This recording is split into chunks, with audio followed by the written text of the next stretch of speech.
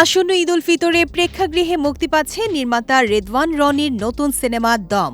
আর এই সিনেমার মধ্য দিয়ে দীর্ঘ ১০ বছর পর পরিচালক রনি ফিরেছেন বড় পর্দায়। ১ মার্চ প্রকাশ পেয়েছে সিনেমাটির প্রথম অফিসিয়াল পোস্টার, যা সামাজিক যোগাযোগ মাধ্যমে নতুন করে আগ্রহ তৈরি করেছে। পোস্টারে দেখা যায় কেন্দ্রীয় চরিত্রে আফরান নিশোকে এক রহস্যময় ও বিধ্বংসী লুকে।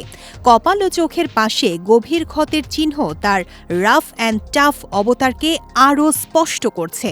সিনেমার নামের সঙ্গে এই লুকের সামঞ্জস্য পুরো গল্পের তীব্রতা ফুটিয়ে তোলে।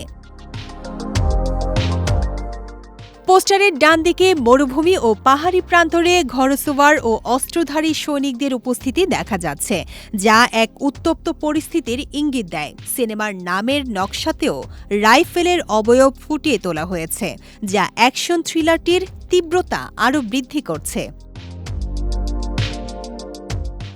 নির্মাতা রনি পোস্টার শেয়ার করে লিখেছেন, শুধু লড়াই নয়, অস্তিত্বের প্রশ্ন। যত বাধাই আসুক, দম থাকলে ঠেকায় কে? সত্য ঘটনা থেকে অনুপ্রাণিত এই সার্ভাইভাল ঘরানার সিনেমার বড় অংশের শুটিং হয়েছে কাজাখস্তানে, বাকি অংশ সম্পন্ন হয়েছে বাংলাদেশে।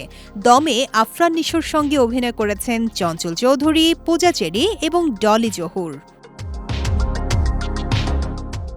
চোরাবালি ও আইসক্রিমের পর রনির এই সিনেমা নতুন এক রোমাঞ্চের প্রতিশ্রুতি বহন করছে।